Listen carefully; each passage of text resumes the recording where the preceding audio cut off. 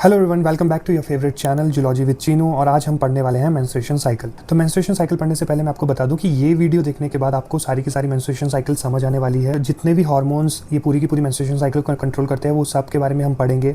Ovary के अंदर क्या क्या चेंजेस हो रहे होते हैं, कैसे एग डेवलप होता है, कैसे ओवुलेशन होती है, वो सब कुछ हम पढ़ेंगे। आपके सारे डाउट्स क्लियर होंगे उसमें।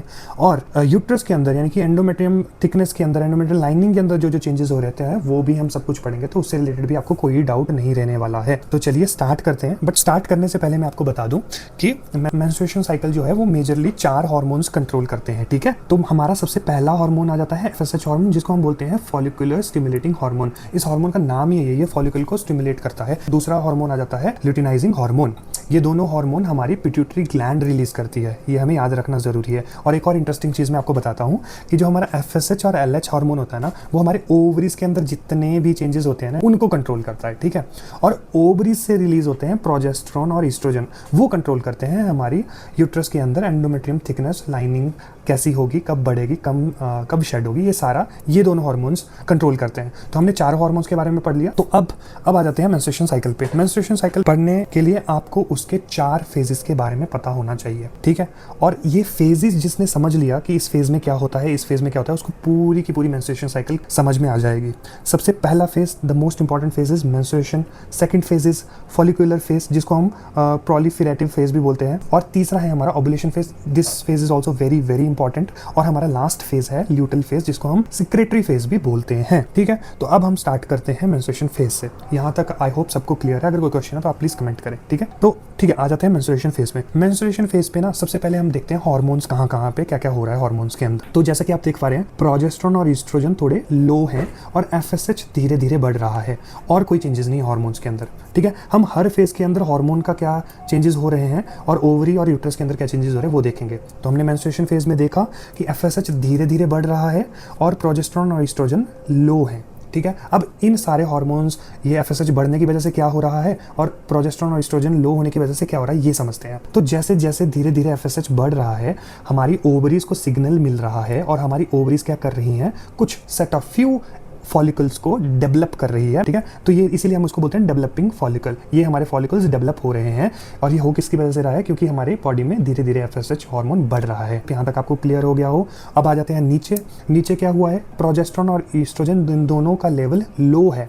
ये लो लेवल है यहाँ पे। ठीक है, तो लो लेवल है। इस लो लेवल की वजह से हमारी जो एंडोमेट्रियम लाइनिंग है, जो एक्स्ट्रा टिश्यू है, जो यहाँ पे हमने मार्क किया हुआ है, ये है एक्स्ट्रा टिश्यू, ये शेड हो रहा है। यानी कि ये जो पीरियड्स में जो ब्लड फ्लो होता है, ब्लड फ्लो के साथ में ये बाहर निकल रहा है, ये हो रहा है। ठीक है, और ये शेड क्यों हो रहा है वो हमने अभी पढ़ा, क्योंकि प्रोजेस्टेरोन और ईस्ट्रोजन लेवल्स लो हैं। तो यही था हमारा मेंस्ट्रुअल फेज। अब हम चलते हैं फॉलिकुलर फेज की तरफ। फॉलिकुलर फेज में क्या होता है, जैसे हमने यहाँ पे पढ़ा था, एफएसएच हार्मोन बढ़ रहा था पिछले फेज में, अभी भी वो बढ़ रहा है, जिसकी वजह से क्या हो रहा है, फॉलिकल्स डेवलप हो रहे हैं और मैच्योर फॉलिकल में बन रहे हैं। कुछ फ्यू फॉलिकल्स मैच्योर फॉलिकल में बन रहे हैं, और जब फॉलिकल्स मैच्योर होते हैं उनकी वजह से ओवरीज ईस्ट्रोजन रिलीज करते हैं, जिससे ईस्ट्रोजन लेवल्स हमारी बॉडी में बढ़ते हैं।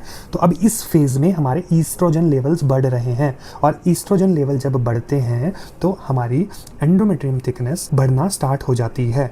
तो हमारे क्या हुआ, एफएसएच हमारा बढ़ रहा था, हमारे कुछ फॉलिकल्स मैच्योर फॉलिकल बन चुके हैं, और मैच्योर फॉलिकल बनने की वजह से ओवरीज ने क्या किया, ईस्ट्रोजन लेवल को बढ़ाया, जिससे हमारी एंडोमेट्रियम थिकनेस थिक होना स्टार्ट होगी। इसका मतलब है वो ज़्यादा वेस्कुलर हो गई। ये देखिए, यहाँ पे इसकी जो हाइट थी वो इतनी थी, और यहाँ पे इसकी हाइट अब इतनी हो गई है। ठीक है, ये हमारी थिकनेस बढ़ रही है। तो ये हो गया हमारा फॉलिकुलर फेज।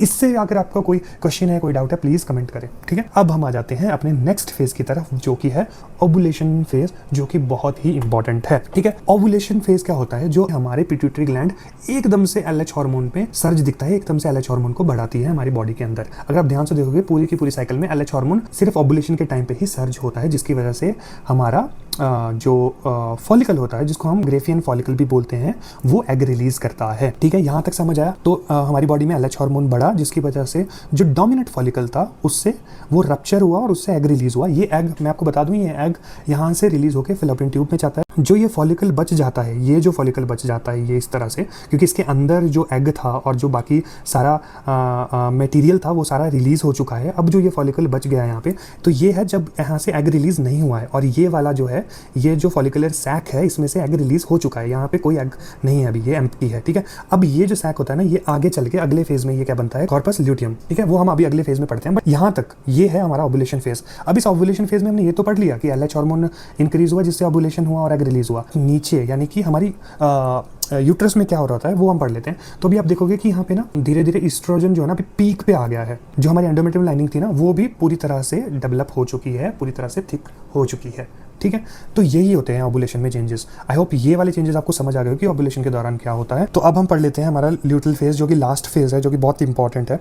तो अभी तक हम कहाँ तक पहुंचे थे, हमारे एक फॉलिकल से एग रिलीज हुआ था, और उस एग रिलीज होने की वजह से ईस्ट्रोजन लेवल हमारी बॉडी में इंक्रीज हुए थे, और ईस्ट्रोजन इंक्रीज होने की वजह से क्या हुआ था, हमारी एंडोमेट्रियम थिकनेस जो है उसकी थिकनेस बढ़ी थी, ठीक है। अब क्या हुआ, जो ये एम्प्टी सैक है, यहाँ से इसके अंदर जो एग था वो रिलीज हो चुका है। ये जो एम्प्टी फॉलिकुलर सैक है ये क्या हुआ, एक कॉर्पस ल्यूटियम में डेवलप होने लग गया। जब कॉर्पस ल्यूटियम डेवलप होता है तो वो क्या करता है, हमारे प्रोजेस्टेरॉन लेवल्स को इंक्रीज करता है, और जब प्रोजेस्टेरॉन लेवल इंक्रीज होते हैं तब हमारी जो एंडोमेट्रियम थिकनेस होती है वो और ज़्यादा प्रोटेक्शन देता है, ताकि अगर एग फर्टिलाइज हो तो वो अच्छे से इम्प्लांट हो सके। अब अगर आप ध्यान से देख रहे हो, अगर हमारा एग फर्टिलाइज नहीं हुआ है तो आप देखोगे कि ये क्या हो रहा है, कॉर्पस ल्यूटियम धीरे धीरे रिग्रेस होता जा रहा है, और जैसे जैसे धीरे धीरे रिग्रेस होता जा रहा है तो दोनों हमारे मेजर जो मेन इंपॉर्टेंट हार्मोन्स हैं, प्रोजेस्टेरॉन और एस्ट्रोजन, उन दोनों के लेवल्स गिरते जा रहे हैं, जैसे कि आप यहाँ पे देख रहे हो। तो जब इन दोनों के लेवल्स गिरते जा रहे हैं, अब ये साइकिल फिर से रिपीट हो गया, फिर से स्टार्टिंग फेज में पहुंच गया। ये देखो यहाँ पे ये दोनों लो हैं, प्रोजेस्टेरॉन और ईस्ट्रोजन लेवल्स दोनों लो हैं, और क्योंकि ये दोनों लो हैं इसीलिए इस थिकनेस को अच्छी सपोर्ट नहीं मिल पाती। जो नई थिकनेस, जो नया टिश्यू यहाँ पे बना था, इसको अच्छी सपोर्ट नहीं मिल पाती, इसीलिए वो ब्लड के साथ शेड होना स्टार्ट हो जाता है, जिसको हम पीरियड्स बोलते हैं। तो यही थी हमारी मेंस्ट्रुएशन साइकिल। अब थोड़ा सा डेज के बारे में पढ़ लेते हैं। हमारी मेंस्ट्रुएशन साइकिल, जब मेंस्ट्रुअल फेज होता है वो यूजुअली 1 से लेके 5 दिन तक रहता है, साइकिल के फर्स्ट डे से 5th डे तक, राइट। और जो हमारी ओव्यूलेशन होता है, जो मेजर हमारा जो इवेंट होता है पूरी मेंस्ट्रुएशन साइकिल में, वो होता है अराउंड 14th डे, 13th और 14th डे आप बोल सकते हो। ये वेरी करता है डिफरेंट, मतलब वुमेन टू वुमेन।